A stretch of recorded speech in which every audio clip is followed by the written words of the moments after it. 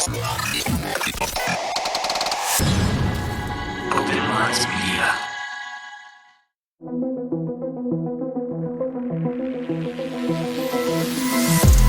reality we live in can be a very strange place.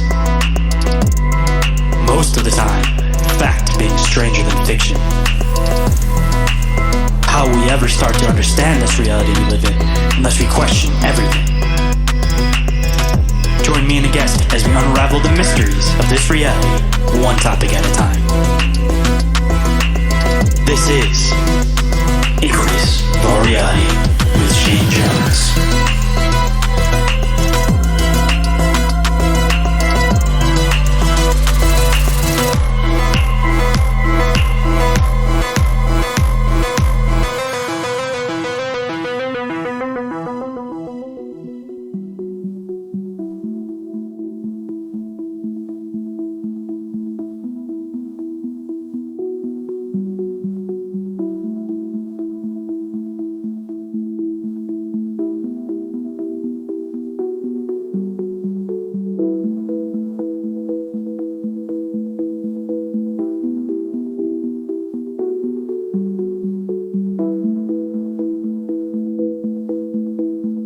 What is up, inquirers, and welcome to the expanse of deep open-minded conversation.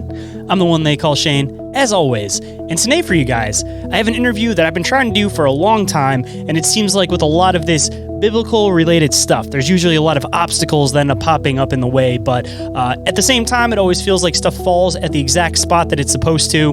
This person I'm having come on today, it's kind of perfect that it falls under after my last conversation with Vicky Joy Anderson, and the first two, of course, and having L.A. Marzulli on the show, because it kind of led way into this conversation and connected a lot of awesome pieces, but I think you guys are definitely going to enjoy this one today. We get into this guest's personal experiences, and we get into some philosophy, of course, because all of that is absolutely fascinating. But before we get into this conversation today, we, of course, have to do news and updates and front of house. And first and foremost, for news and updates, I know I mentioned it on the last episode, and I'm going to keep mentioning it because I want to keep boosting up this merch store. I recently dropped 4 new designs. 2 of them, of course, are different than black t-shirts like I've always planned on doing, but now I have a blue one and I have a green one, and I have a lot more that I'm planning on adding in the future. So if you guys want to go and check out the Open Minds Media merch store, there is, of course, some of the podcast designs, but for the most part, I'm trying to focus on designs for other things, usually relating to creatures, conspiracies, all that kind of stuff. So if you guys want to get any cool merchandise pertaining to all of that, make sure you guys keep your eyes on the Open Minds Media merch store, because I have a lot of expansion intentions coming up soon. And if you guys want to scoop one of the shirts that I have for yourselves, because I also did make the website a lot less confusing, so there's a lot less BS designs, and it just gets a lot more to the point. It's a lot cleaner looking, but you guys can use code Cryptid10 to receive 10% off. And of course, the link for that merch store is available down in the show notes, and so is that promo code if you guys forget it. So make sure you guys go and check it out either during the commercial break or at the end of the show. And moving into front of house, if you might be interested in reporting an encounter, you guys can do that to ommencounterreports at outlook.com. And it doesn't matter how big, doesn't matter how small, I absolutely would love to hear about them. And either one, I can read them on the show if you guys want to send it in as a typed out message, or you guys can always record a voice message and you guys can email it to me and I can play that in the beginning of the show. Or if you don't want any of it talked about whatsoever, you just want somebody to talk about your experiences with, I'm always here for that too. And if you are reasonably close to me, of course, I might even be able to come out and investigate it, but none of that will happen unless you report those encounters to ommencounterreports at outlook.com, or go to the link tree and there is a specific submission form for that. Or you guys can even send me messages on Instagram or Facebook. Instagram I am more active on, but either is definitely a viable option. And if you guys enjoy this show, I know I've said it a million times, but don't forget to go and check out my other show, Bizarre Encounters, that I do with my awesome co-host Orin, deep diving into a bunch of different topics, a lot of the same stuff we talk about on this show, but from our perspective and our research. And you guys can also check out our YouTube/Patreon show, Bizarre Inquiries, which the format for that will be changing up pretty soon here. So if anybody is interested in submitting some questions for that, or possibly even a video clip that we can discuss, I'm going to try to make it a little bit more video friendly. So we're going to have a little bit of a difference as far as that goes. We're going to bring in our own video clips and stuff and just try to make that our catch-all fun show for everybody to go and check out. And if you guys want to support the show, you guys can go and join the OMM Patreon.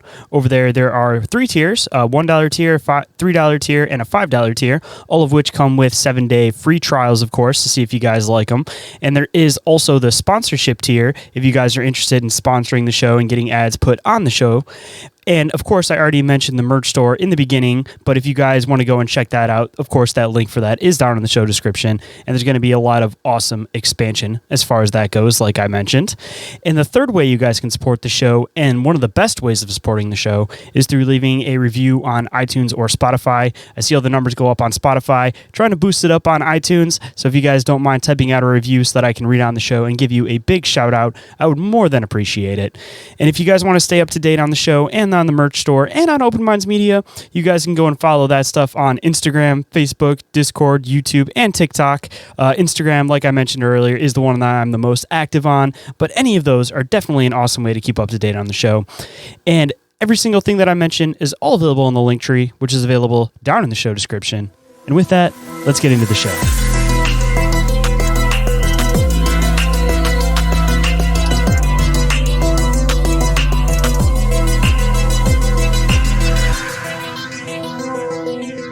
Please welcome to the show, experiencer and author, Karin Wilkinson. How's it going today? It's going great. Thank you, Shayn. I'm just so happy to be here with you. It's such an honor and a pleasure to be on your show. Thank you. Man, we've been trying to do this for a long time, so this is long awaited. I'm really excited about actually getting you to come on the show. I've had Ellie Marzulli on recently, who talked highly about you. Of course, our common friend Vicky Joy Anderson, who we always both talk to. So I'm glad that this finally came and happened, because we've had just so much back and forth with everybody, and everybody talking good about everybody. So just awesome to have such an awesome group of people, and finally again get you on the show. So we've been trying to do this for too long. We have been, but it's good. We've gotten to know each other a little bit over these months, and we have friends in common, and anyone who's a friend of Vicky's is a friend of mine. I love her. She's amazing. So happy to be in good company tonight. Thank you. And hopefully at some point soon, we'll get to do a show with you and Vicky, because that'd be absolute fun. We talked about that a little bit, I think, through text and stuff, and I'm sure we could definitely set something like that up. Oh, we will do that for sure. Yes, look for that in the future, everyone, because we are going to do that one. Got to give you your solo introduction first, of course. Yes. We'll see how it goes tonight. You already know it's going to go good. So for anybody that may not be familiar with who you are, what you do, what your experiences are, I don't know exactly where you want to start at, but why don't you kind of let people know a little bit about your background and your book, and then if you want to, we can kind of get into your experiences that led you into writing the book. Okay. So, yeah. For everyone listening, we just got completely booted out as we started to do this interview. So here we go again. But I'm Karin Wilkinson, and the book is Stolen Seed, Evil Harvest. And it's an account of my lifetime of experiences from, sorry, my screen is messing up in front of me. It's an accounting of my lifetime of experiences written from a biblical perspective. So it kind of gives you a perspective of who and what these entities are based on my personal experiences, based on firsthand accounts, and based on a biblical perspective. Sorry about that, everyone listening, but I have all kinds of craziness coming up on my screen. It seems like every single time we get into these biblical conversations on the show, there's always a lot of tech issues. And I always talk about this demons in the system concept. Okay. And I think that whenever you're about to have a conversation that's definitely an important conversation, it seems like this just happens back to back. Like it's going into the whole spiritual attack idea. Like they know that once the information gets out, they do everything they can to try to stop it. They do. I've been attacked and tried to stop. I've had so many attempts to stop me, to the degree of trying to take my life. And that actually is what brought me to writing this book and sharing with Ellie Marzulli, because I had just to jump kind of into it full force, I had a near-death experience. And after that, I did some PTSD therapy, which allowed me to deal with this lifetime of experiences and then be able to talk about it and share it. But I didn't know what to do with it at that point, and I wasn't comfortable sharing it with anyone except my husband. And that's what led me to Ellie Marzulli. I didn't know him. We hadn't met before. I wasn't incredibly familiar with his work. I was mildly familiar, so I started to familiarize myself with him. We met up in Dallas, and I shared my story with him, and he's the first person I shared it with. It was very nerve-wracking, very emotional. I think I cried for 3 days after. And it's been a process doing this, but that became the center point for his fourth movie in the UFO series on abductions. And then again, he put portions of that interview into the cattle mutilation film and number 10 in the series, which was What is the Truth? And after that fourth movie came out, I was terrified about what would happen. As far as sharing that story, the ridicule, the criticism, and about them coming after me, because I've been warned not to speak about it. But I felt I had to. I couldn't fight the feeling that I had to share this. God really had impressed it on my heart so strongly. And I met up with him again at a conference in here in Texas. And after he was done speaking, so many people came up to me to thank me for sharing my testimony, and then who wanted to talk about their experiences, and who were grateful because they were no longer feeling alone. They had someone to talk to. They had someone with a story in common, and they felt like it was okay, that they were going to be okay. And I realized there's so much more to this than me just sharing my testimony, my story, what happened to me. And then I felt compelled to write. God really put it on my heart to write, and LA asked me to write the book, so I did. I wrote it very quickly. It was just a matter of a couple of months. It's easy to write the truth, but it's difficult when it's so emotional. Oh yeah, I can only imagine, especially with you've gone through so much trauma with it. It's like you're almost like reliving that trauma as you're trying to put it into word and description on a page. It was cathartic and healing and emotional and difficult and good and bad and all kinds of things all at the same time. It was just an emotional whirlwind. But at the same time, I was able to provide biblical resources for people to explain who and what these things were and why these things were happening and why they happened the way that they did. And so it not only helped me reconcile some things, but it was also helping to explain to others what was going on in the UFO community and a lot of the fallacies that are out there, because there's just a lot of misleading information out there. And the book that I'm working on now is going to expand on that, because there's just so much more I could have covered, but I didn't want to take away from the focus of the book, the first book. So anyway, as soon as, so that's how the book came to be. And I was quite surprised. It's not something I ever expected to do. It's the first book I've ever written. I enjoyed every minute of it, and I've been writing for L.A. Marzulli's monthly newsletter before and since the book came out. And it's been such a blessing, because I've gotten to work with, talk with, speak with, meet with so many people with similar experiences who have lived through a lifetime of the same thing. Some people have written to me and said, I read your book and I just read my life story. Or I read your book and I'm no longer alone. Or I never thought anyone would understand what happened to me. And now I feel like somebody understands. And now I know I can talk to other people, or I can share this truth. So it has been a blessing in more ways than I could ever imagine. And it's something I get to keep doing. Now I get to speak at conferences and talk to people and meet with people more often. And it's been amazing. It really has been amazing. It's almost kind of interesting sometimes how you can have something so traumatic that happens to you, and God pushes you down this path that makes it so that you end up meeting this community of like-minded people, and you end up just, almost feel like you end up living into your full potential because you just get that little bit of a nudge. And it's kind of a hard thing for a lot of people to think about, the whole matter of sometimes you're intended to go through some hardships, and the intention is that you come out on the other end stronger, and in turn you can be the mouthpiece for other people who have been through the same experiences. Because a lot of people ask themselves, like, if God is around, why would he do this to me?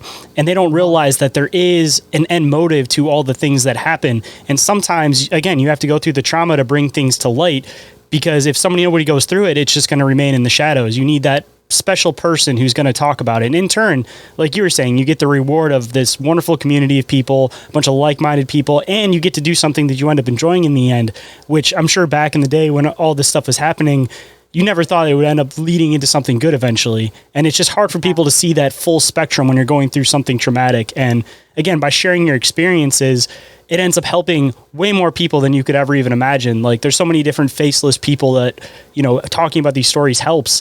And for anybody that has anything that's ever happened to them, it's one, therapeutic to actually get it out and talk about it, especially if it's with somebody who's going to try to work through the stuff with you and not just kind of hear your story and call you crazy or leave it at that. But like, you just can't be scared to let this kind of stuff out, because you never know who might have like-minded experiences. And in turn, you might be able to start connecting some pieces, just to shoot back the whole thing with like Vicky and I having like experiences. If it wasn't for me coming onto a podcast and talking about mine, and her coming out and talking about it in her books and everything, then we would have never been able to meet in the middle and realize that we have so much stuff in common and such similar with our backgrounds and stories.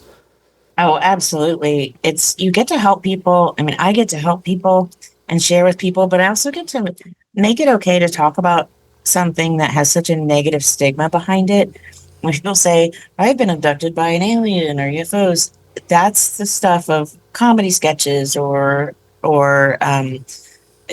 insane asylums and things like that, because that's the story that has been perpetrated and forcefully, purposely fed to the public to cover these things up.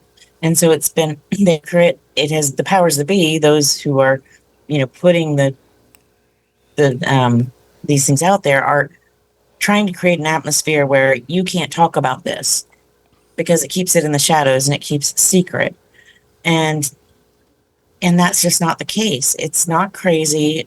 I'm not crazy. The people I've talked to aren't crazy. We're just your normal, everyday moms, dads, brothers, sisters, neighbors, friends, whatever. It happens to everyone. It knows no racial, ethnic, or any boundaries at all. It's worldwide, and it's everyone. But we get to take this evil and use it against them and use it for good. And that's the best part of it. God has given me beauty for ashes, something I never thought would happen. But here I am getting to use it for good and getting to help people with it. And I'm so grateful for that, because it was a lot of trauma, and I never expected it to to work out like this. So it's been a great experience. Talk about hidden in plain sight too. One thing I've noticed in a lot of movies, actually, when obviously they play their narrative that they're trying to play, but they always have this character who's the one who's looked at like he's absolutely crazy. He's the one that's saying like, I've seen the aliens, I've interacted with them, or, I've seen the paranormal, I've interacted with it. And as soon as everything hits the fan, then that person's the one that they all rely on, because he already knows everything about it and he was never crazy in the first place. So it's kind of funny that they spin that backwards narrative where it's like, all right, this person's crazy. And then you look past it in the movie, not realizing that maybe the message they're trying to tell you is the person you think is crazy is actually right. But we're just going to leave it, making it feel like it's a sci-fi movie. Exactly. And that's the problem, is nobody wants to talk about this. They won't take it to their neighbors or their friends or their spouses or their therapists or their church or anyone. They won't talk to anyone about it because you're afraid of what people are going to say. And I understand that. When I first interviewed with Ellie Marzulli, I was terrified. I thought, what's going to happen now that I've shared this? Not only because the entities who had taken me my whole life had threatened me my whole life about talking, but just there was such a negative public stigma about it. And before that, I had the near-death experience, which was very suspect also, because if you want, I can talk about that briefly. That's absolutely. I was going to say, I'd love to get into your full background of experiences if you'd like to get into it. And I, of course, wanted to get into your near-death experience. So whatever order you want to play it off in, I'd absolutely love to hear about it. I'll start with that, and then I'll back up to kind of where the abduction experiences started. Hold that thought. We'll be right back. And we are back. So let's hop right in. It was just I think it was about 10 years ago, not quite. I was going in for a surgery on my back, which was not my first one. It was probably the third or fourth or fifth or sixth. I can't even remember which one it was now, but because there's so many. This particular surgeon I had been with before, he had done other surgeries, and they wheeled me into the operating room, but they weren't ready for me yet, and I didn't have a sedative or anything, so I wasn't hooked up to any machines or anything. I just had 2 IV ports in my arm, 1 in each arm. And so I was waiting on the operating table, and they're like, we'll be ready for you in a minute. I'm like, it's fine. It wasn't my first time in there. I wasn't nervous or anything. And I've talked to other doctors about this since who walked through the process, and they're like, yeah, there's nothing about that. This, what happened, that's right. But and someone came in, it was a woman. She was wearing a white lab coat. I assumed she was an anesthesiologist or a nurse anesthetist. I didn't know which. She didn't say. And she came in. She said, I have, I have something to give you. And she leaned over me and her pocket was full of syringes. She took one out and pushed it into my IV port. I thought it was a sedative because that was what would normally come next. And I was looking forward to that because it just relaxes you and I'd just fall asleep and I wouldn't even have known when they started the surgery. But she pushed it in my IV port, whatever was in the syringe, and then she turned and walked away. And I never saw this woman again. And I couldn't find her. I did look. She walked away and she had given me a paralytic. And there was no one around me and I was not hooked up to any machines. And I laid there on the table and I died. I couldn't move. I couldn't speak. I couldn't breathe. It felt like my body was made of cement. There were two nurses in the room who were walking around doing prep stuff, getting things ready for surgery. So I'm laying there and I'm dying and can't breathe. And I just remember in my head thinking, oh Lord, please help me. And the second I said that, I heard an audible voice in my head that said, it's okay, you can let go now. And in the blink of an eye, I was out of my body, above myself somewhere. I was always to the left side of my body watching everything. I could see not only the operating room, but all the rooms around it. Like walls didn't keep me from seeing. I could still see and hear everything going on, but I was not in a physical body.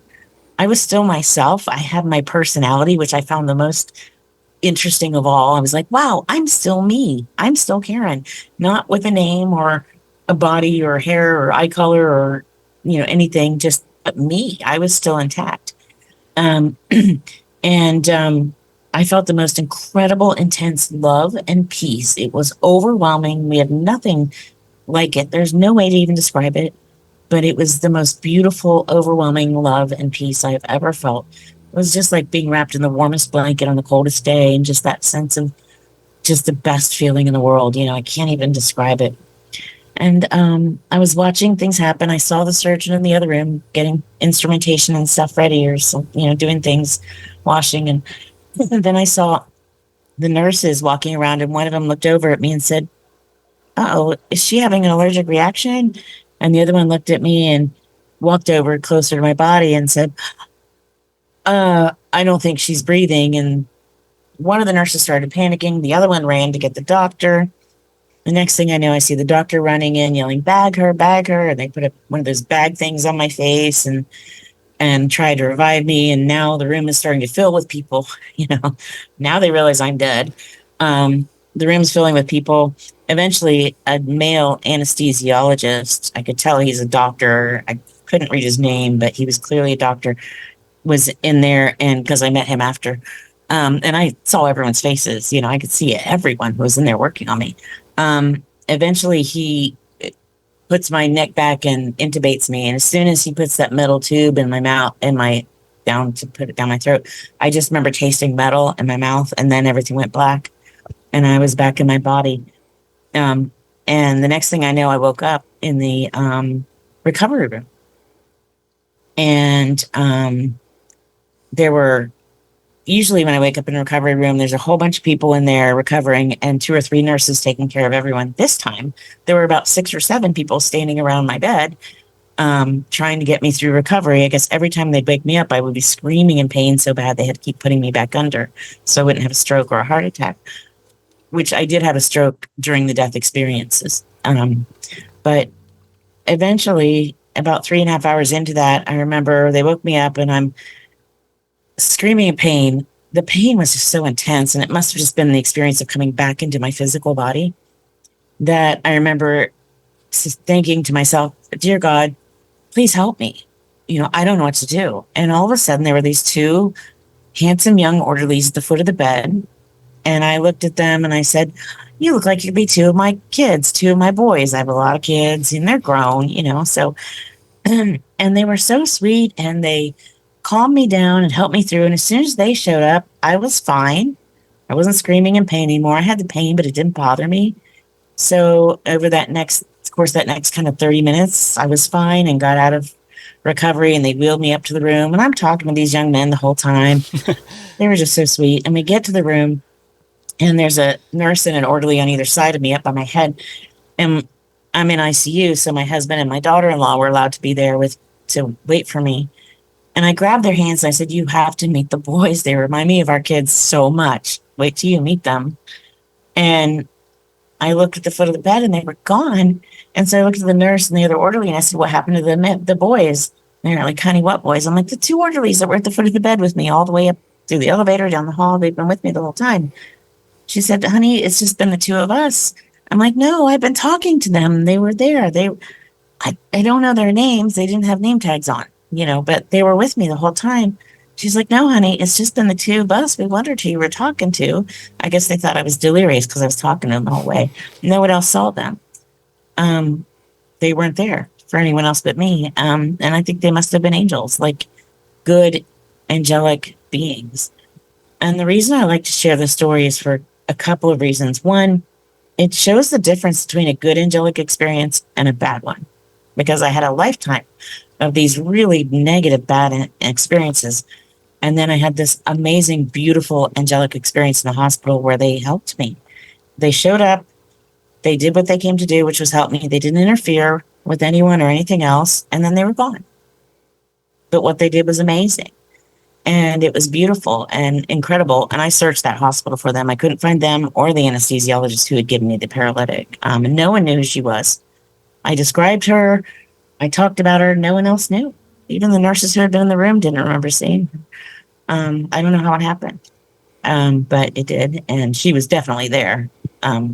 But it was just such an incredible experience. And afterwards, I went through PTSD therapy because of the paralyzed part was so much like the sleep paralysis and the waking paralysis I'd experienced all my life.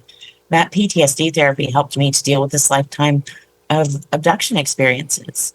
And that's when everything really kicked into high gear. And I met up with L.A. Marzulli and then wrote the book. But it was an incredible experience.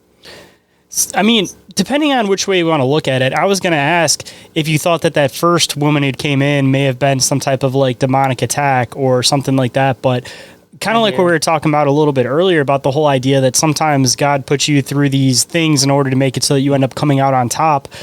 Obviously, the two that showed up later on were definitely some form of like a guardian angel. Right. And the first one, I was questioning whether or not it may have been something demonic. But now, as weird as this sounds, I'm curious if it was some type of other angelic being and it was intended to happen to help you get through the PTSD and the trauma of the other experiences. Like God knew that you were going to come out on top of it, and he just had to put you through that to help you out later on, even though it was horrifying at the time. Yeah, I get that. I understand what you're saying, but based on my experiences with God and then with the darkness and the fallen ones, God doesn't usually want you to go through trauma. He has other ways. And so I don't really feel like that was something that God wanted to have for me. But because we live in a fallen world and because we have free will and things are the way they are, that's why these bad things happen. Although I do agree that, sometimes, these things happen. God lets us make mistakes so that we can find our way, right? But this wasn't me. That was somebody else doing that to me. So in that respect, I find that took someone else's free will to do. Or they were influenced by whoever was telling you that they don't want any of your experiences talked about. Because assumably they knew that you were going to end up writing this book and everything after that. So maybe it was that last attempt to try to stop the information, and God and his guardian angels came rushing in and ended up making it so you came out on top in the end. Yeah, exactly. And it wasn't the final attempt. I will tell you, there have been further attempts in my life since then, but I know that this is what I'm supposed to be doing. And I wouldn't be doing it if I didn't know, because it has come with its share of difficulties. But the blessings on the other side of that are so great that it's okay. I'm okay with that. I mean, you don't write a book to make money. You don't write a book for fanfare and accolades. And I'm certainly not doing it for any of that. I mean, I give all glory to God for everything that has come about from this. But I'm doing it because I know it is a path God's put me on and I can help people. And that's the most important part. But yeah, I think that was intentional. It's hard to say because I don't have proof. So that's just conjecture on my part. But certainly having lived through it, that's how it felt for me firsthand. And Yeah, and I had been warned, and I can back up to my earliest memories to talk about that if you'd like. Absolutely. Wherever you'd like to start with the main part of the experiences of the book and everything's about, however you want to lay it out too, whatever you're comfortable with, the floor is yours to tell your experience how you want to tell it. Okay. Well, I mean, I was taken from my earliest memories. From the time I can remember, at 5 years old, 4 years old, 5 years old and up. I would wake up in the middle of the night. I would go to bed looking for a place to hide, usually, knowing that didn't matter. An older sibling, I think I remember being about 6 and she was about 9, said to me once, it doesn't do us any good to hide. They can see us through the house. This is a 6 and a 9-year-old who don't have a vocabulary for who is coming to get me. And I only talk about my story. I will never talk about anyone else's, especially without their express permission. So I'll keep this in the singular. But it didn't matter where I was, whose home I was at. If I tried to hide, they could find me. But I didn't know who they were. I didn't have a vocabulary for grays, UFOs, aliens, all of these things.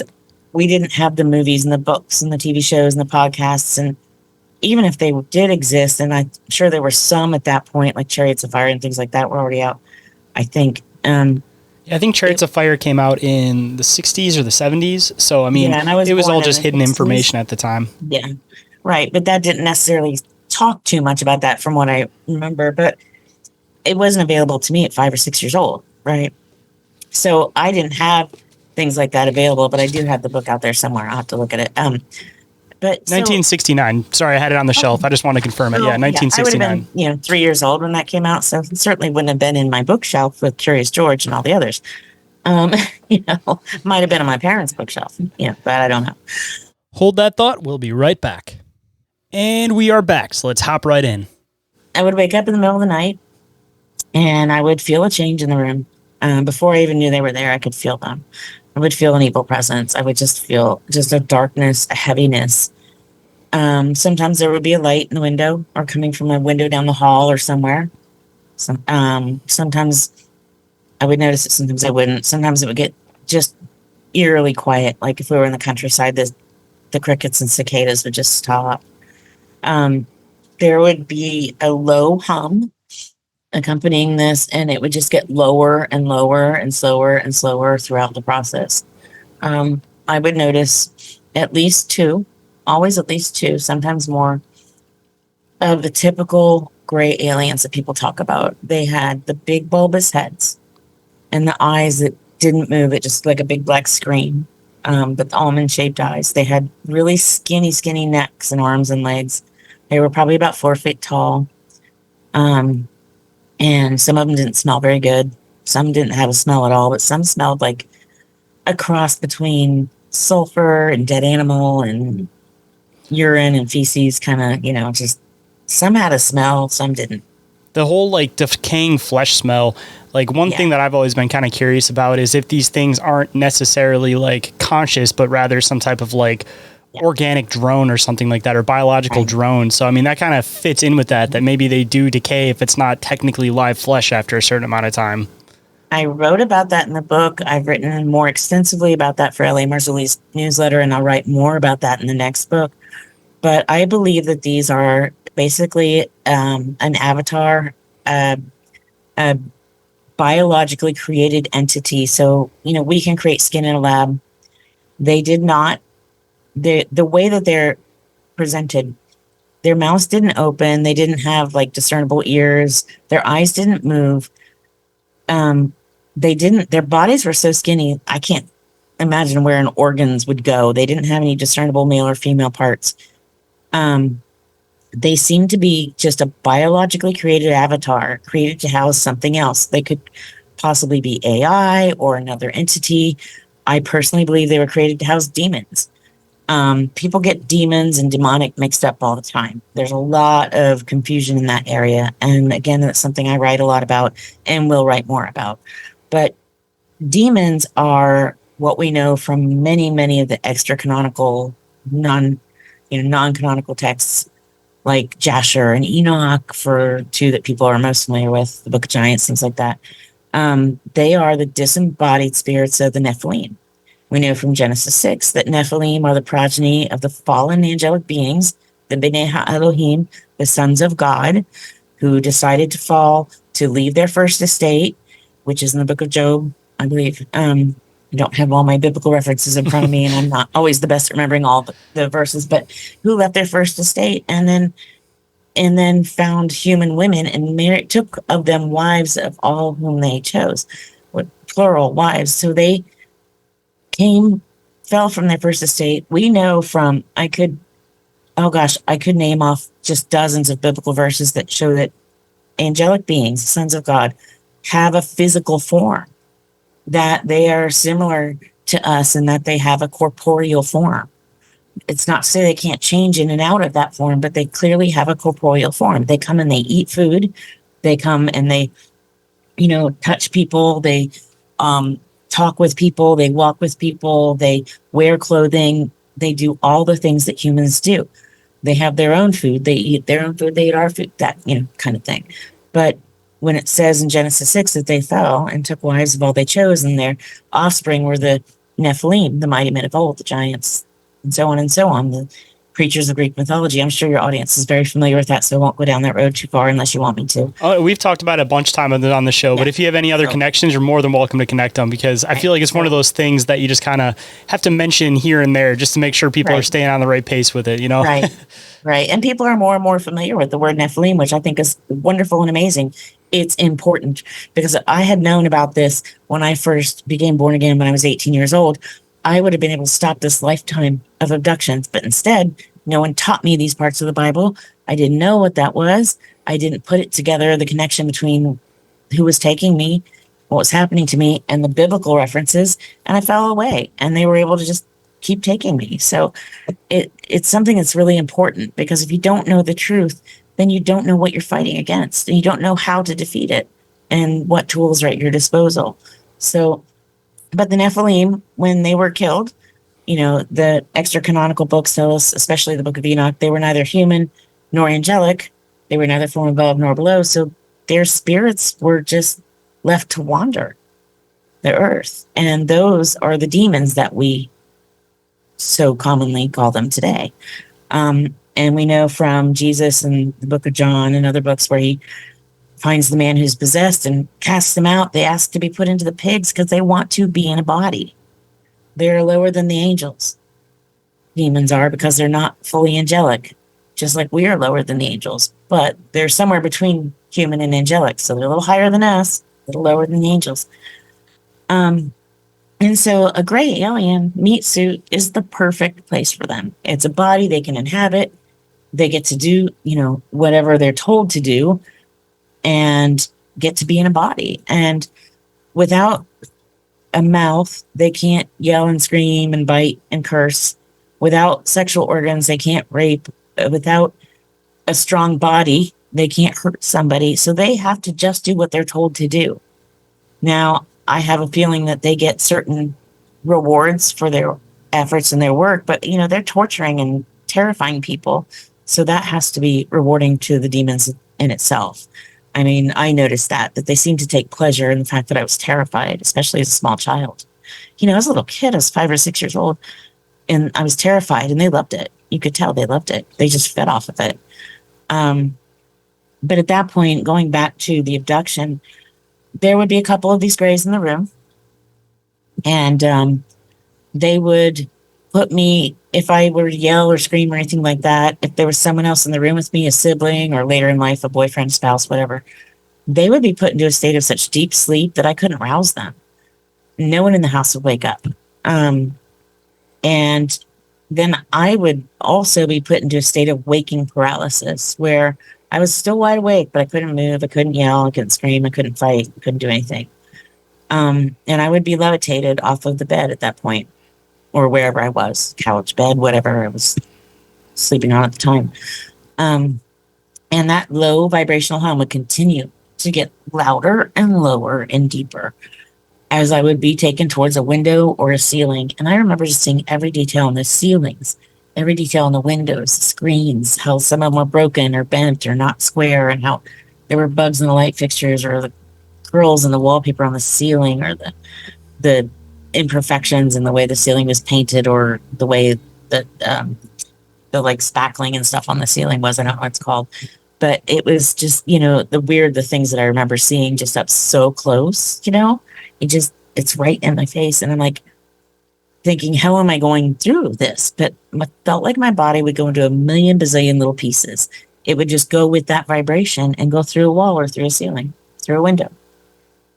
And at that point, sometimes I would see the house and the room and everything getting further away. And sometimes at that point, I would just go into a sleep state. And the next thing I know, I'd wake up at a bank of elevator doors. Sometimes I wouldn't wake up until I was on an exam table or in, different places. It just depended. I wake up at different times if I woke up at all. Sometimes I don't remember waking up at all I just remember the beginning and then being returned. It's different each time. Sometimes I have memory of the whole thing. Sometimes some of them I have memories of parts of it. I never had any hypnosis or hypnotherapy or anything like that. These are just memories I always had. And I have a theory as to why I have these memories, because I was trying to talk about what was happening to me. I would get returned when they were done with me. Sometimes I would be on an exam table and they would just be doing experiments, doing things with lights or what looked like today I know to be like a little laser things, or needles, or things that look like x-ray machines, stuff I didn't understand, and they didn't tell me what they were doing. You'll have to excuse my voice. I feel like I'm losing my voice today a little bit, but it was just scary. I was just scared all the time. Sometimes I'd wake up at these elevator doors. There was these banks of doors, different places, all similar though. And get in the elevator door and it would just go down and down and down and down. And then I'd get on what they called the sideways elevators. And you have to remember, in the 60s and 70s, vehicles made a lot of noise. So these would go sideways or up at an angle or down at an angle and make these really weird, crazy turns. And it felt like an elevator because it was quiet and it wasn't bumpy or anything. It was just smooth and quiet, but it had benches in it. So I know it was a different kind of thing than the elevator. Anyway, and that would take me to wherever we were going. I was taken into underground facilities. They had to be underground because we got in elevators that went down. So that's, and these places were huge. I mean, they were bigger than anything you can imagine. There's just no good way to describe it except say, think of the biggest, sports stadium and airport and hospital buildings and whatever all put together. There was just hallways and stairways and big rooms and small rooms and elevators and just so much. It was like giant cities underground. It was crazy and confusing. And there were people there. There were humans that were being taken besides me, some naked, some clothed. There were humans working alongside different types of alien entities that I saw. Some looked military, some looked like they were wearing lab coats, some were in these really benign smocks and like smock shirt kind of pants outfits that were just really plain and benign. And then there were different kinds of alien entities, like grays that weren't like the grays that came to get me, but they were all different. This is why I really feel those grays are like an avatar, because Shayn, the other grays were just all different. Some were really tall and big, some were short, and some looked very feminine, some looked very masculine. Some looked almost reptilian and some looked almost Nordic. And then there were reptilians, and some of the reptilians looked almost Nordic or almost grayish. And there were Nordics, and then there were like the insectland. But all of those types, and I just group them into those 4 types, there were some that looked more like some of the other race, like there was some variation between them. So there could have been thousands of different kinds, but they did seem to have those 4 basic sets of features about them. And then if there were others that just looked really human and weren't actually humans but were them, I would never know because no one told me who they were or what they were. So this is just based on what I saw. We will be right back after this brief commercial break, so stay tuned. And we are back, so let's hop right in. Okay. I've been kind of curious with like the different species too. Like, assumably, if they're trying to produce like hybrids and stuff like that with humans, whether these things are avatars or not, it seems like they definitely would crossbreed amongst themselves for whatever purpose they're trying to fulfill. And I mean, it almost kind of makes you wonder that if there are, like, just say the Greys that are the ones that are like the avatar vessels, but the Insectolins and the Reptilians and all that kind of stuff are a totally different, separate race. It almost kind of makes you wonder if they have, let's just say, average people from wherever they come from, and they're abducting them and doing the same things to their average people. And obviously the people in the know are the ones working at this facility, just like the humans that you'd mentioned that are working at this facility. They're fully aware of all this stuff that's happening. Right. Yeah, it's so hard to tell because, like I said, no one ever shared that information with me, so I can only go on what I saw and what I experienced. I believe that these entities are the fallen angels of the Bible. And we know from our biblical texts that there are many, many, many, many, many different kinds. We have lots of different descriptors in the Bible and in the extra biblical texts, but we don't have a book on the angels. Angels is kind of a misnomer. The sons of God, the B'nai Elohim, as they're called, would be more accurate. But we don't know enough about them. So we are just kind of scraping together what little information we have to figure out what we can and how it all fits. But what we do know is that they fell. And what I do know is that these entities had the same creator that I these ones that when I was with them, I say had because I'm not around them anymore, but they had the same creator that I have. And that when I called on Jesus, when I finally realized that I could call on Jesus to get them to stop, because we all had the same creator, that they had to listen. And this goes, then we get into Vicki Joy Anderson's field of expertise, where we talk about the legalistic parts of the societies and how God's kingdom works legally. But that's what proved that for me. Because I'm like, wait, you have the same creator I have. I can call on Jesus. And I do. And I did. And I still do. And, because I believe in my heart, then they have to leave when I call on him. I mean, there are some people who say that it doesn't work for them. I get that. And you can look at the book of Acts, chapter 19, verse 11, on from there, about the sons of Siwa. I can't remember the name of it, but I'd have to look it up. But that explains very well why it doesn't work for some people. If you don't believe in your heart and you're just calling on him because, well, I'm just copying what someone else's work is, but I've never actually done the work. I've never actually prayed. I've never actually decided I wanted to read my Bible, and I don't believe and I don't want to believe. It's not going to work. But I find that people who believe in the darkness also believe in the light.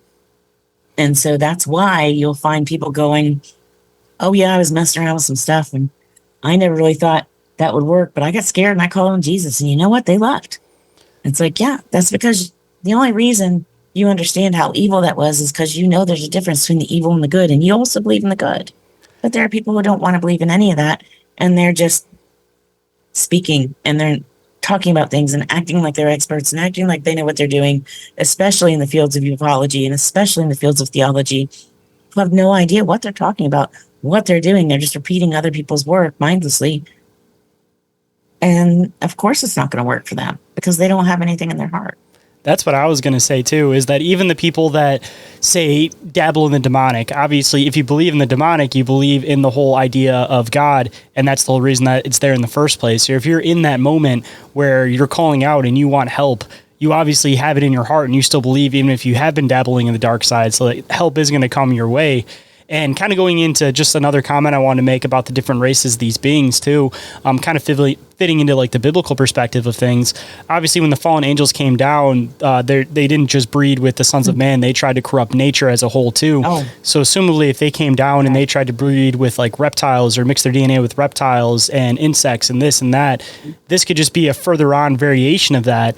And it's just another form of Nephilim that doesn't get talked about as much. But if you look at it from that perspective, whether it's reptilian, insectoid, all of these things that seem like they're common creatures that we have on Earth that have the humanoid configuration to them, it would completely make sense, that narrative that they just corrupted nature and then those races just kept living on. They just might live on this planet in a different place than we do, Because if they're reptilians, a lot of people have sightings of reptilians near caves and things. Same with like insectoids and stuff. So, these things could be existing on the planet, just not out on the surface with us. Oh, exactly. And in my book, I write about a lot about Noah and what happened before and after, and I'm going to expand on that too in future works. But you have to remember too, there's no accounting for rain in the Bible prior to the flood.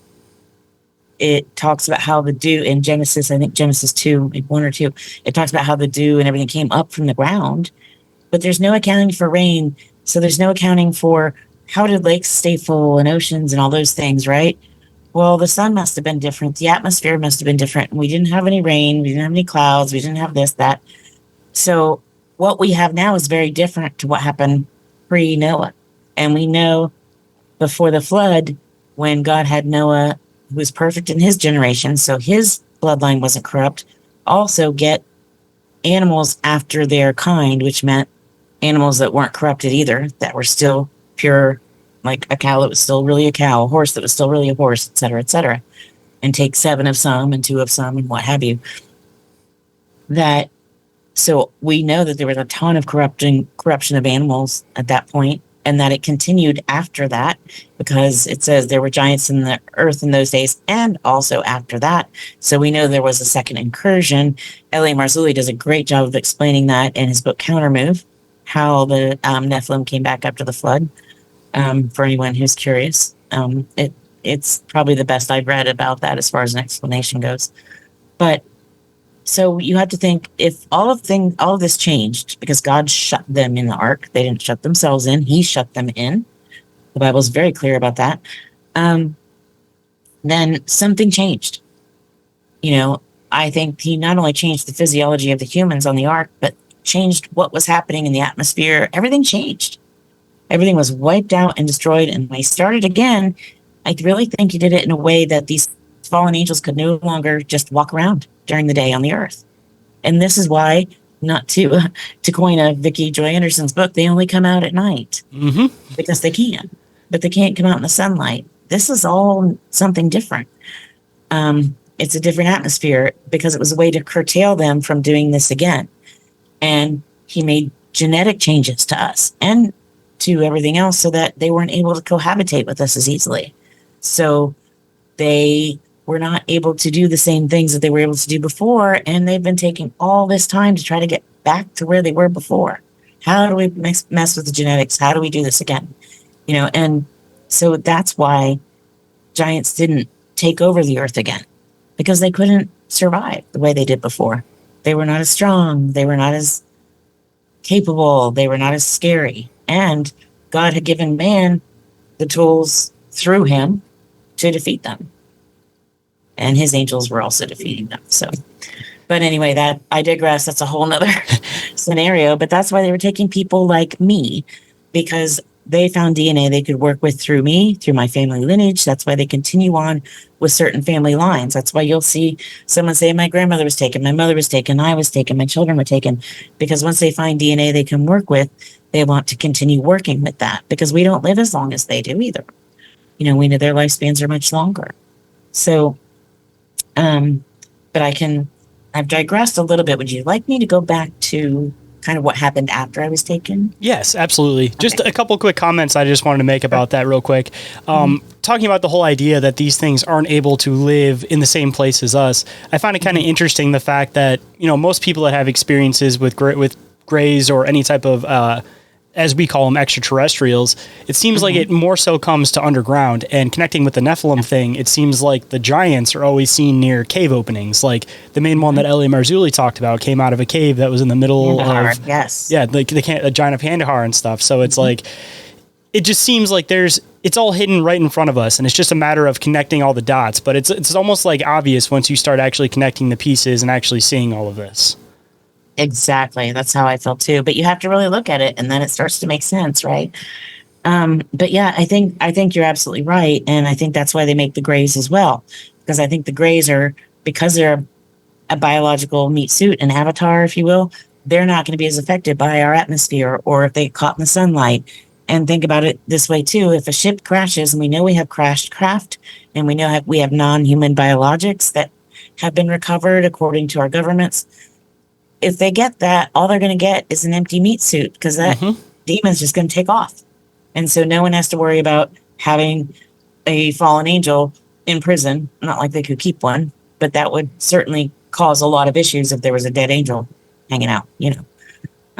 We know there had been enough fake pictures of that kind of stuff. What if we had a real one? I mean, that would be something else. But we don't. And there's probably a really good reason for that.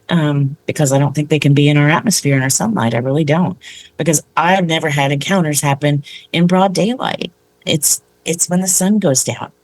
And, you know, like I spent my whole life not being able to sleep on the side of the bed by a window, not being able to look out a window at night, not being able to go outside at night comfortably until the last couple of years, once I really fully understood God's protection for me.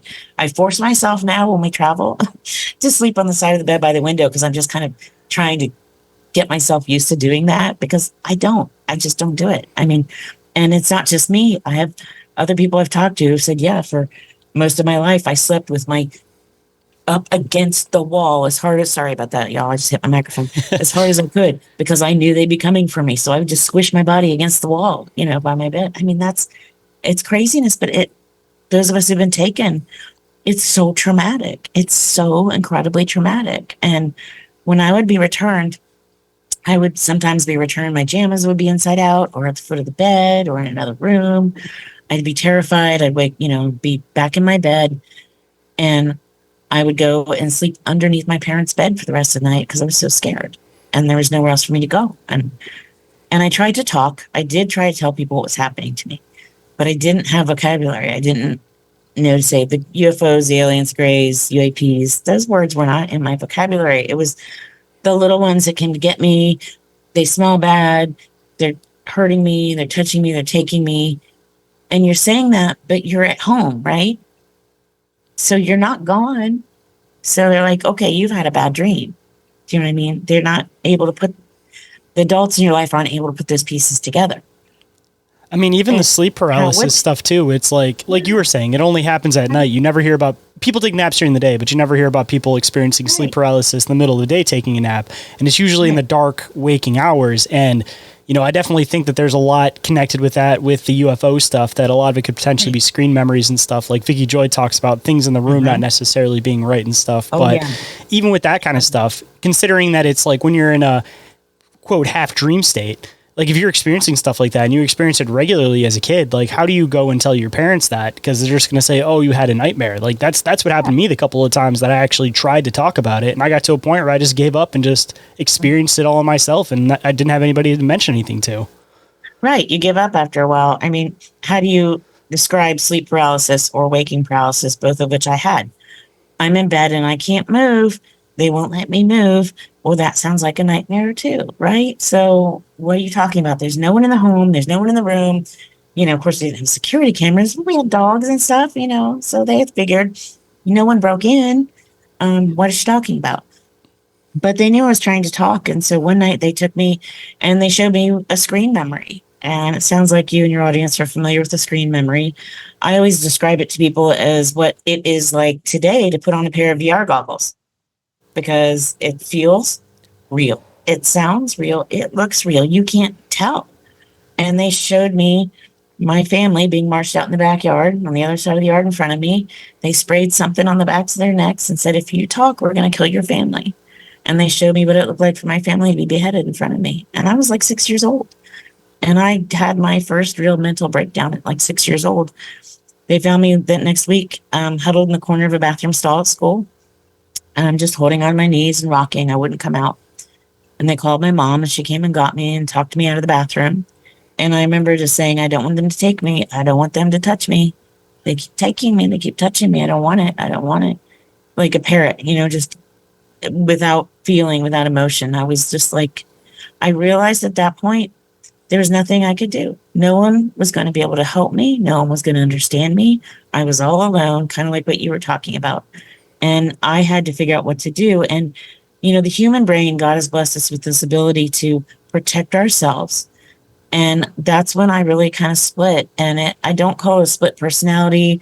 I don't call it a dissociative personality disorder so much as I was able to create two sides of me. One side that was there when these things happened, and one side that was there just for the normal day-to-day life.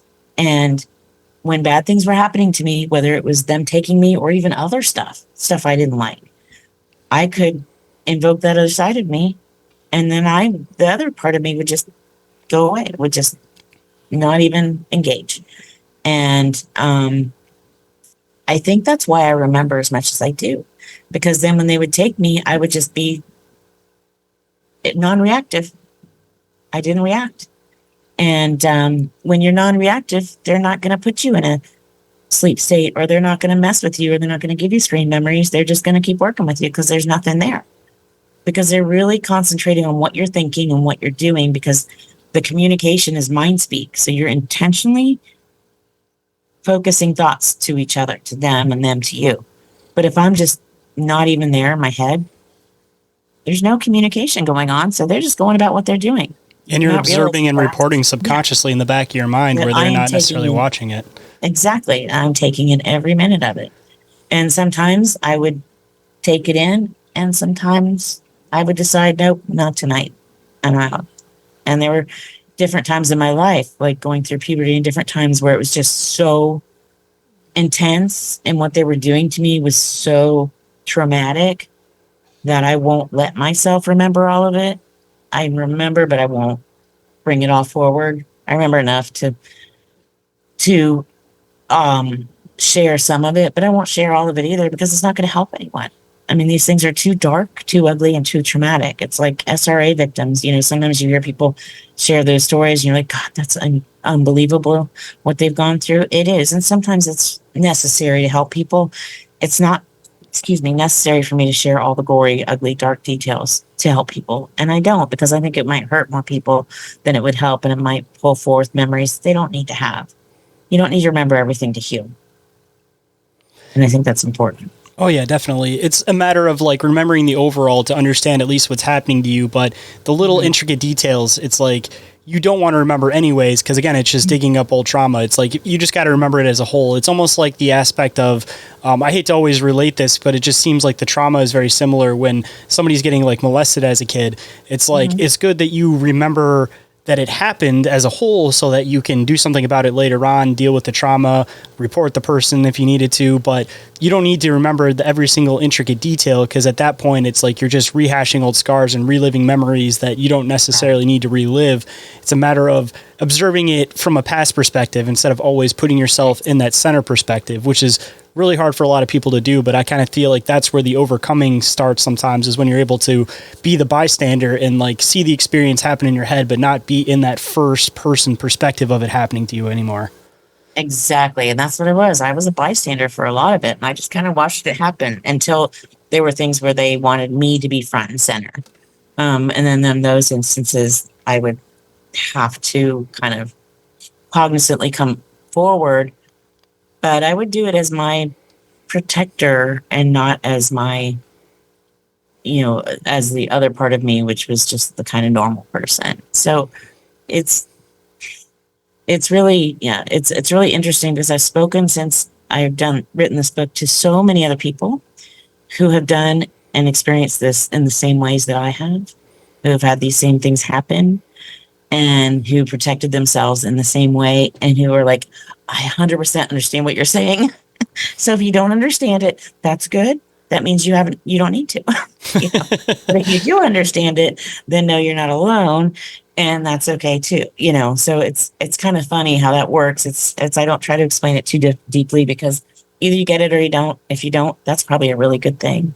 But it is important to understand who and what these things are, because I think that over the coming years, they're going to become more and more prevalent, and there is going to come a time when people are going to have to know how to defend themselves against these entities. I mean, that's already with us now. People already need to know that now, but I think it's going to become more and more prevalent. I mean, we are in what the Bible calls, I think, the days of Noah. When it says in the book of Daniel, as it was in the days of Noah, so it will be in the coming of the Son of Man. And he says, seal up this book, Daniel, till the end, and men will go running to and fro across the face of the earth. Well, that's what's happening today. Knowledge will increase. That's what's happening today. Hold that thought. We'll be right back. Hey guys, I know nobody really wants to listen to ad breaks on podcasts, so instead of actually listening to those, why don't you go and check out some of the sponsors and affiliate links for the show instead. Number one, you guys can go and check out I Know Squatch for all of your squatchy gear needs, or you guys can check out Cryptoteology for all of your wearable cryptid favorites, or you guys can check out Snarly Yow for a fantastic natural line of beard oil, beard balm, beard shampoo, and body wash, all with an enticing woodsy aroma of smoky cedar with a hint of mint. And he also puts on a lot of fantastic events around the West Virginia area. So if you guys are in that area, make sure you guys go and check it out and see what kind of events he's putting on, because he definitely brings in an awesome group of people. And you guys can go and check out Big Ape Threads for all of their Bigfoot and cryptid related designs. And going into the affiliate links, you guys can always go and check out the newest sponsor to the show, Oregon-ite, specializing in scale model pyramid replicas, EMF protection devices, and much more. And if you guys find any pieces that you guys want to scoop for yourself, you guys can use code OMM for 10% off at checkout. And to all the paranormal investigators out there, you guys can go and check out the Chattergeist. It is the all-in-one paranormal investigating device. My absolute favorite. I use it every single time I go out. And if you guys have any technical questions about it, you guys can always go and hit up Barry over there in Dimension Devices on Instagram. He's the guy that programmed and developed it, so he'll be able to answer any of your guys' technical questions for it. And if you use the affiliate link, you guys will receive 10% off at checkout. And just a heads up, the company is based in the UK, so when you check it out on the website, it will be in pounds. But when you guys use PayPal, it will convert over. So don't think that you guys can't scoop one just because you don't live in the UK. And don't forget to check out the affiliate link for Sticker Mule to receive a $10 credit towards your first purchase. Over there, you can get a bunch of stickers printed, t-shirts, posters, all that kind of stuff. So if you guys are another podcast and you guys are looking for good quality stuff in order to print your logos on, Sticker Mule is definitely the place for you. And more information on all of those, of course, is available down in the show description. Let's quickly run through some commercials and get back into the show. And we are back, so let's hop right in. I mean, even talking about them showing themselves more, it seems like there's a lot more people that are having shadow person / sleep paralysis experiences than ever before. And I mean, I talked about it on the Vicky Joy episode about how I think that there's a lot more with the sleep paralysis than when people think that there is. She's mentioned a bunch of times too that, it could be screen memories of the same thing that people are experiencing with abductions. But if they know that you're somebody who's going to fight, they just throw you in this area where you think you're sitting in a room and there's dark shadow people around you, but you could actually have been on an operating table with things that look like grays standing around you. Oh, yeah. And even on the other side, people with the huge upspike of seeing shadow people, if you think about the description of what these demonic beings are and the fact that they're disembodied spirits or souls, whatever you want to call them, what other representation would there be in our reality other than possibly like a shadow of these things? So I've been kind of curious for a while now that a lot of people have different theories on what the shadow people could potentially be, but I'm kind of wondering if they are theoretically the same thing that these grays are, that the demons are. It's just a matter of seeing them in different forms. And one, they come in a physical vessel. In the other one, when they're shadow people, they're usually observing more so than anything. And again, it could be because they're not in their physical vessel. Exactly. I think you're right on with that. I think they can probably, I don't know what forms they can show up in. I know that they do more damage when they're a physical body, but as a shadow, they're scaring the crap out of people. So they're going to keep doing that too. Because that's what they want, right? They feed off the fear and the terror, and they can get people to do things and I think, and get people to invite them in, and they want to be in that body, your body, anybody. That's what they want. And I think today, with everyone's heads down over their phones, or people so engaged in screen time and in VR time and in anything outside of our own reality, people's minds are so open to extra reality type entities and events. And I think that's why they're seeing more, because we're not dealing in physical, tangible things. You and I are doing this through a screen. This is not a physical, tangible interview. We're talking to each other remotely. And people are just so used to everything being not a physical, tangible experience. So, of course, they're going to be allowing things that are shadow, that are in other realms, that are here, but we can't normally see them, to be seen. The Bible tells us also that angels watch us as if it was a coliseum, as if it was sport. The word, I can't remember the word that it uses, but it's as if they were watching an event. That's how they watch us, because they can see us. It's like a two-way mirror, but we can't see them. And so it's going to be the same for these demonic entities. They can see beyond time, beyond space. When I was having my near-death experience, time did not exist for me. Space did not exist the same for me. Tangible things did not exist the same for me, but I could see them all. Everything that happened for me without a time frame. But it still all happened. Does that make sense? Yeah, it makes complete sense. Yeah.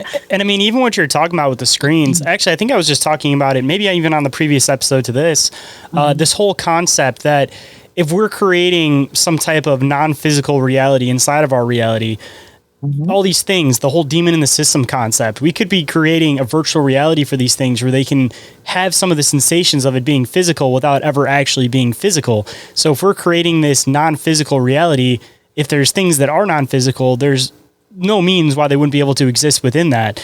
And it kind of makes you wonder that if we're creating something that these things are able to manipulate and they're coming into it, or if on the other side, there may have been this place that's existed that we purposely lost memory of and disconnected from, and now we're coming full circle back around to it, and we're reconnecting into this almost like a demon realm or a disembodied realm without even realizing it. And we think that we're creating these paths and we're creating AI, but what we're actually doing is connecting into something that we tried to lose track of. And what we're creating is virtual reality or artificial intelligence is actually disembodied intelligence. And it's just kind of, you can't come full force right off the bat. You have to kind of just be like, oh yeah, I'm a robot. Everything is fine. Yeah, that makes sense. Keep working on what you're working on. Exactly. Well, think about it. Why did the demons want to be in a physical body? Because that's how people were interacting at that time. They didn't have computers. They didn't have VR. They didn't have AI. We had just people and horses and chariots and things like that. So you had chariots of fire for UFO descriptions, and you had humans interacting with humans just physically one-on-one. If you wanted to see someone, you had to walk or ride your horse or whatever 20 miles to get there, and that. So that was why they wanted to be in a body, because that was the only way they could interact. But we don't need to be in a body to interact anymore. You and I are interacting via a screen. So this is a medium that a demonic entity could use to interact as well, which is why when we first started talking, what happened? Bam, everything went down. Without warning, there was no, hey, there's an error on your screen. There's no explanation. My screen went down. It just all went away. And then it came back because I prayed over it. And we were back online within a minute. But still, this is a medium that we're using that they can use too, because they want to interact. I talk about a lot of different stuff on the show, and the only time I ever seem to have technical issues is when I start talking about biblical things. And especially, you can ask Vicky, almost every single time we do a show, there's some type of interruption during the show. It happens almost every single time like clockwork.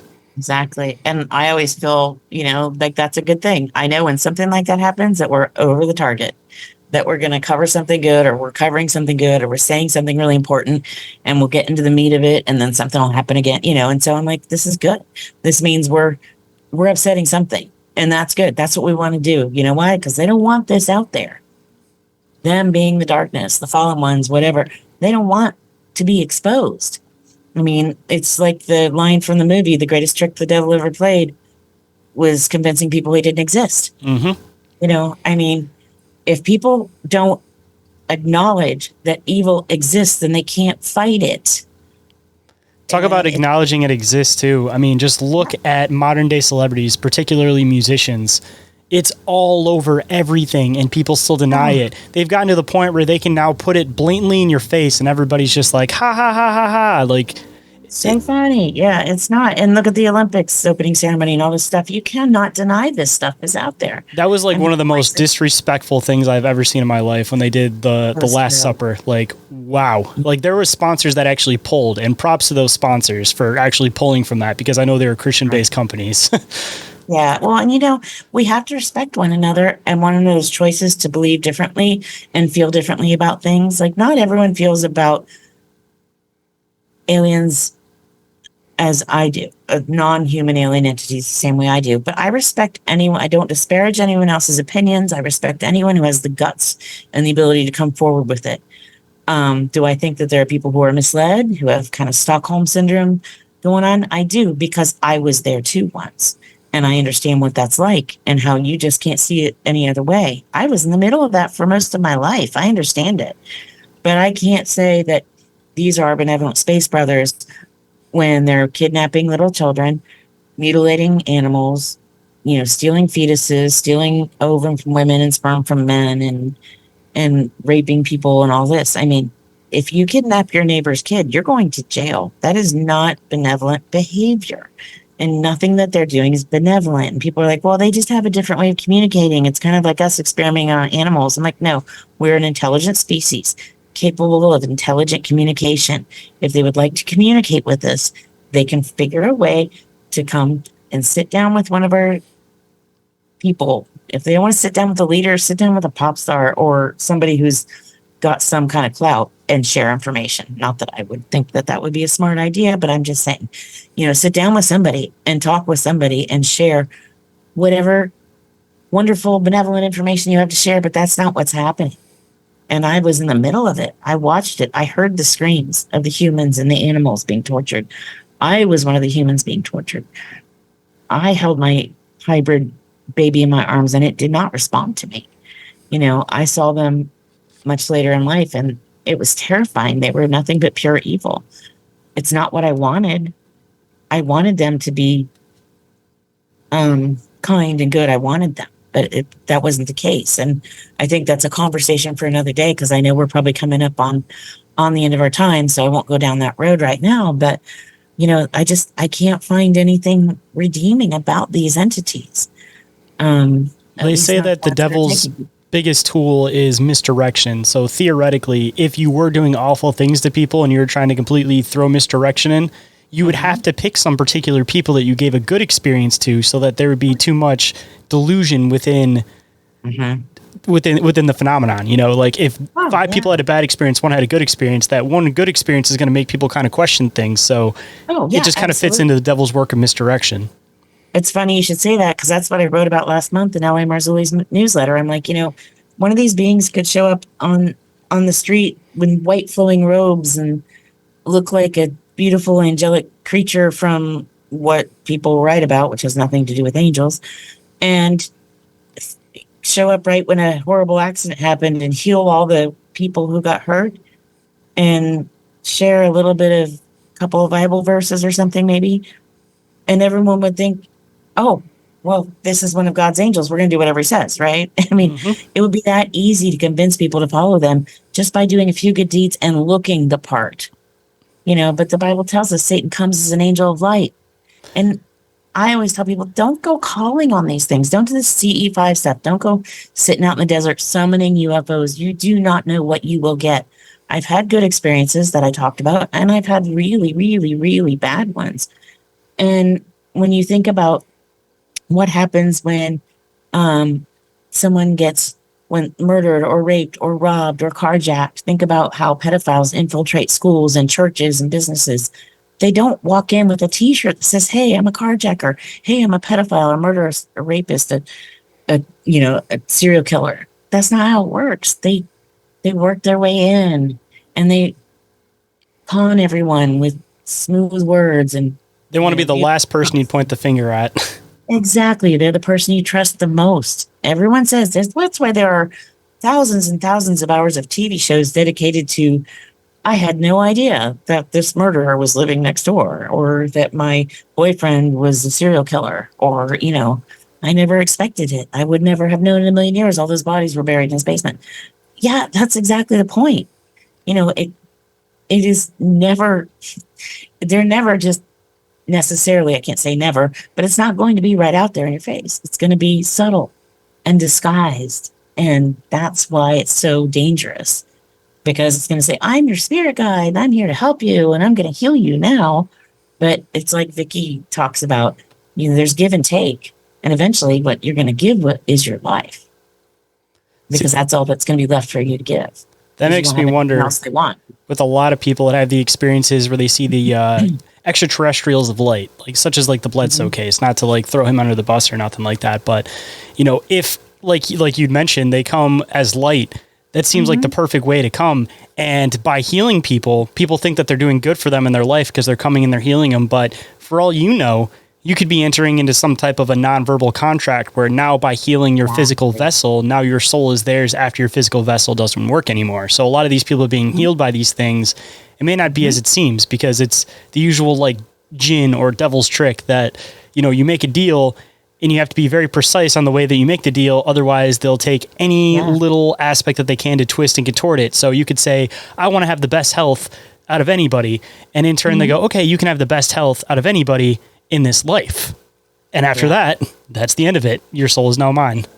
Yeah, exactly. I mean, you have to be careful. There's just so much that people don't understand. And there's so many people who could be tricked into terrible situations because people are sharing a false narrative. And that's why I talk to people. That's why I share this information. That's why I do this, because there's just so much false information out there. There's people who will say, well, you can't be abducted if you're a Christian. That's not true. You're the one they want more than anything. You know why? Because if they can lead you astray, it doesn't mean you're not still saved. Once your name's written in the book of real life, I believe it's written in the book of life. But it does mean that you could lead others astray, or you won't be there to share the truth of the gospel with somebody, and they might never find eternal life or salvation because you were so busy palling around with your extraterrestrial friend that you weren't doing your work here on earth. I mean, or sharing a false narrative. So people were like, oh, well, they have to be a benevolent space brothers, so I'm going to go join that cult down the road that's all about UFOs. I'm going to go and do this. And then, like you said, they're making contracts and deals that they can't get out of. And that's what terrifies me, is that it's such a beautiful side of evil that it's almost indiscernible. And people are just so enraptured by UFOs and aliens and who and what they are, and they want to know more.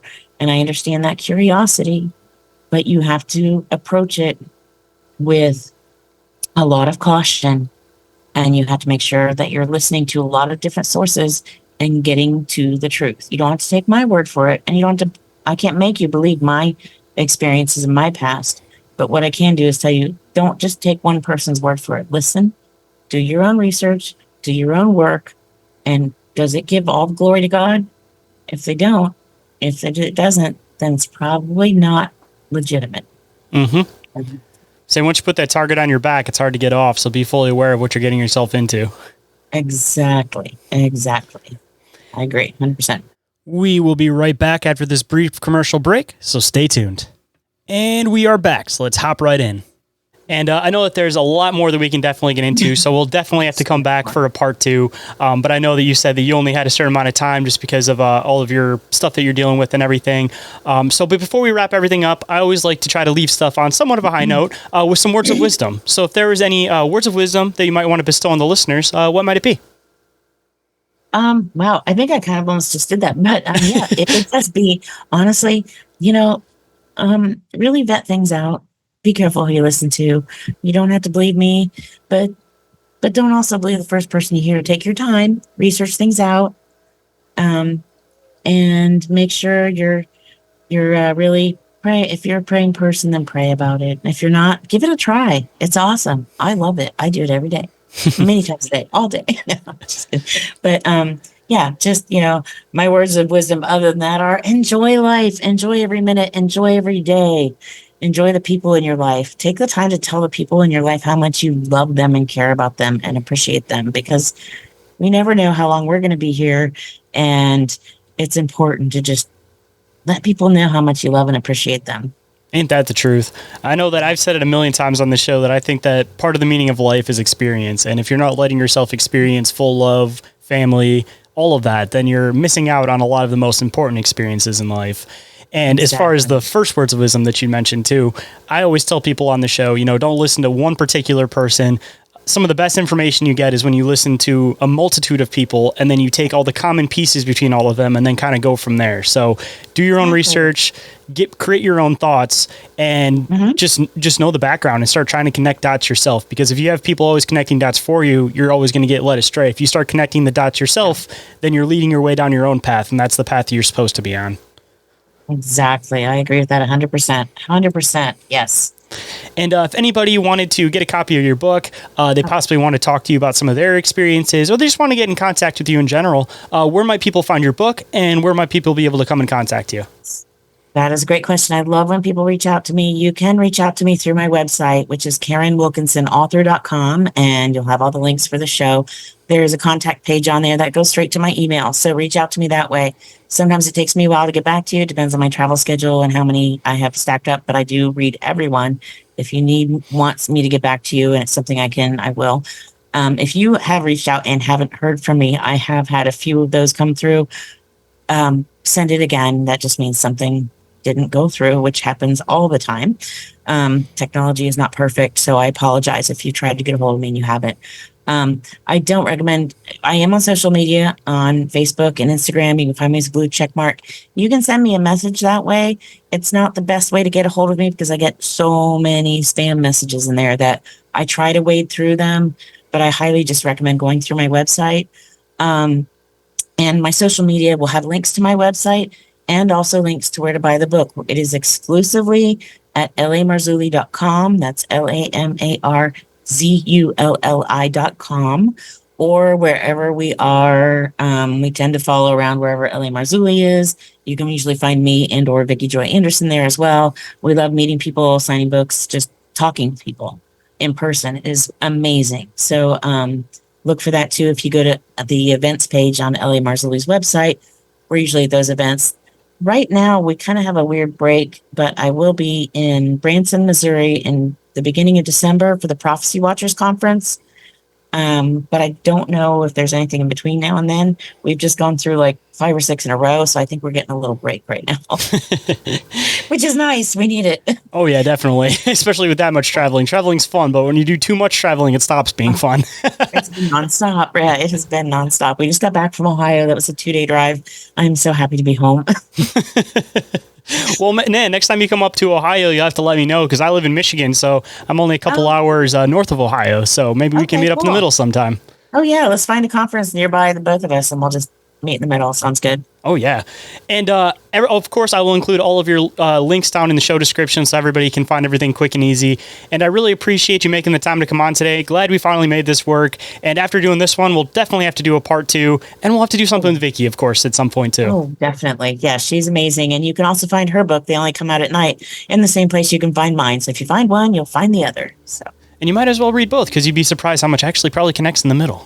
They do. They really connect. And that's why we're going to be doing an interview with you together so we can talk to people about how these two books actually connect and have to do with a lot of the same information. So you'll definitely have to make sure we set that up sooner rather than later because I'm really looking forward to that one. Definitely.